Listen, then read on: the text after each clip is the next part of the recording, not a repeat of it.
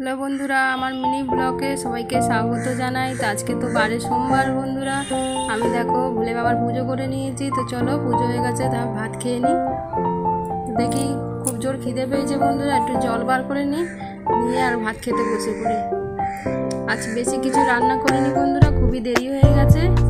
তো আজ ভাজাভুজি আর ডাল করেছি। চলো বন্ধুরা, দেখি কী কী রান্না হয়েছে, ভাত খেয়ে নিই।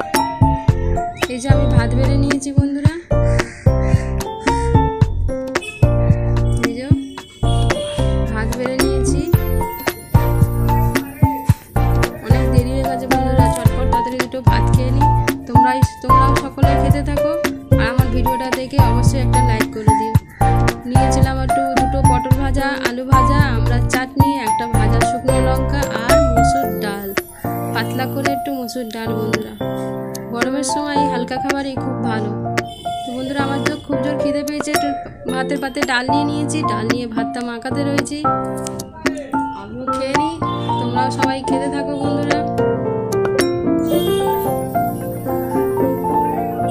আমি খাই, তোমরা আমার ভিডিওর আগে লাইক করে দিও।